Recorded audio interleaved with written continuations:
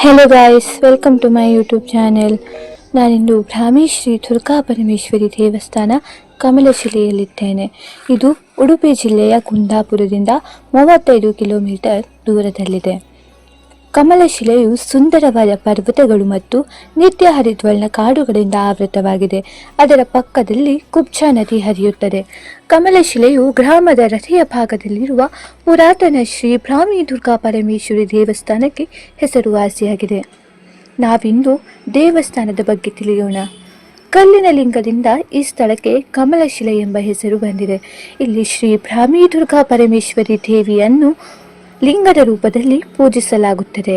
ಇದು ಮಹಾಕಾಳಿ, ಮಹಾಲಕ್ಷ್ಮಿ ಮತ್ತು ಮಹಾ ಸರಸ್ವತಿ ದೇವಿಯರ ಸಂಗಮವಾಗಿದೆ. 1968ರಲ್ಲಿ ಕುಬ್ಜಾ ನದಿಯಿಂದ ಪ್ರವಾಹದ ನೀರು ದೇವಾಲಯವನ್ನು ಮುಳುಗಿಸಿತು ಮತ್ತು ನೀರಿನ ಮಟ್ಟವು ಸುಮಾರು 20 ಅಡಿಗಳಿಗೆ ಏರಿತು. ಇದರಿಂದ ನದಿಯ ಕಡೆ ಇರುವ ಗೋಡೆ ಕುಸಿಯಿತಂತೆ. ನಂತರ 1990ರಲ್ಲಿ ಇಡೀ ದೇವಾಲಯವನ್ನು ಪುನರ್ ನಿರ್ಮಿಸಲಾಯಿತು. ಇಡೀ ದೇವಾಲಯದ ನಿರ್ಮಾಣಕ್ಕೆ ಬಳಸಲಾದ ಮರವು ಹಲಸು ಮತ್ತು ಬೋಗಿಯ ಮಿಶ್ರಣವನ್ನು ಮಾತ್ರ ಒಳಗೊಂಡಿದೆ. ದೇವಸ್ಥಾನದ ಬಳಿಯಲ್ಲಿರುವ ಸುಪಾರ್ಶ್ವ ಗುಹೆಯ ಬಗ್ಗೆ ತಿಳಿಯೋಣ. ಕೃತಯುಗದಲ್ಲಿ ರಾಜ ಸುಪಾರ್ಶ್ವ ತಪಸ್ಸು ಮಾಡಲು ಮತ್ತು ಮೋಕ್ಷವನ್ನು ಪಡೆಯಲು ಸೂಕ್ತವಾದ ಸ್ಥಳವನ್ನು ಹುಡುಕುತ್ತಿದ್ದಾಗ ಅವನು ಈ ಗುಹೆಯನ್ನು ಕಂಡನು ಮತ್ತು ತಪಸ್ಸಿಗೆ ಇದು ಸೂಕ್ತವೆಂದು ಕಂಡುಕೊಂಡನು. ಈ ಗುಹೆಗೆ ರಾಜ ಸುಪಾರ್ಶ್ವನ ಹೆಸರನ್ನು ಇಡಲು ಇದು ಕಾರಣವಾಗಿದೆ. ಯಾವುದೇ ಅಡೆತಡೆಗಳಿಲ್ಲದೆ ತಪಸ್ಸು ಮಾಡಲು ಅನುಗ್ರಹಿಸುವಂತೆ ರಾಜ ಸುಪಾರ್ಶ್ವ ಶಿವನನ್ನು ಪ್ರಾರ್ಥಿಸುತ್ತಾನೆ. ರಾಜನ ತಪಸ್ಸಿಗೆ ಭಂಗ ಬರದಂತೆ ನೋಡಿಕೊಳ್ಳಲು ಭಗವಾನ್ ಶಿವನು ತನ್ನ ಗಣಗಳಾದ ಭೈರವನನ್ನು ಗುಹೆಯ ಪ್ರವೇಶ ದ್ವಾರದಲ್ಲಿ ಶಾಶ್ವತವಾಗಿ ಉಳಿಯಲು ನೇಮಿಸುತ್ತಾನೆ. ಬಹಳಷ್ಟು ಋಷಿಗಳು ಮತ್ತು ಮಹಾರಾಜರು ಈ ಗುಹೆಗೆ ತಪಸ್ಸು ಮಾಡಲು ಬಂದಿದ್ದಾರೆ ಮತ್ತು ಅವರಲ್ಲಿ ಒಬ್ಬರು ವರದಾಪುರದ ಶ್ರೀ ಶ್ರೀಧರ ಸ್ವಾಮೀಜಿ. ಇದು ಹಳ್ಳಿಹೊಳೆ ರಸ್ತೆಯಲ್ಲಿರುವ ದೇವಸ್ಥಾನದಿಂದ ಸುಮಾರು 2 ಕಿಲೋಮೀಟರ್ ದೂರದಲ್ಲಿದೆ. ಗುಹೆಯ ಪ್ರವೇಶ ದ್ವಾರದಲ್ಲಿ ಭೈರವ ಸ್ವಾಮಿಯ ವಿಗ್ರಹವನ್ನು ಪೂಜಿಸಲಾಗುತ್ತದೆ. ಗುಹೆಯಲ್ಲಿ 2ಕ್ಕೆ 1 ಚಿಕ್ಕ 3 ಪ್ರತ್ಯೇಕ ಲಿಂಗಗಳಿವೆ. ಇದನ್ನು ಕೂಡ ತ್ರಿಶಕ್ತಿ ಲಿಂಗ ಎಂದು ಕರೆಯಲಾಗುತ್ತದೆ. ಕಾಳಿ, ಲಕ್ಷ್ಮಿ, ಸರಸ್ವತಿಯದ್ದಾಗಿದೆ.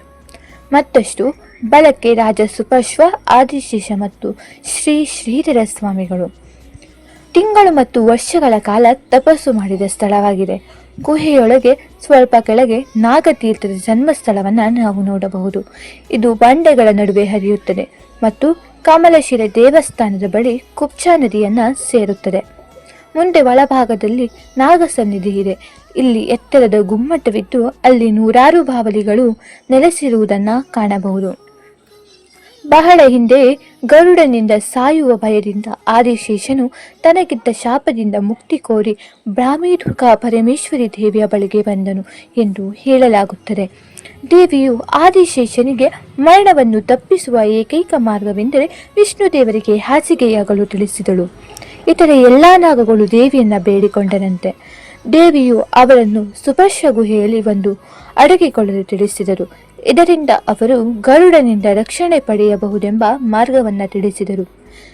ದೇವಿಯ ವಾಹನವಾದ ಹುಲಿಯು ಸುಪಾರ್ಶ್ವ ಗುಹೆಯ ವಿಶ್ರಾಂತಿ ಪಡೆಯಲು ಬರುತ್ತದೆ.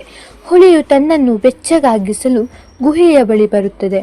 ಆದ್ದರಿಂದ ಗುಹೆಯ ಮುಂಭಾಗದ ಸ್ಥಳದಲ್ಲಿ ಬೆಂಕಿಯನ್ನು ಬೆಳಗಿಸುವುದು ಒಂದು ಪದ್ಧತಿಯಾಗಿದೆ.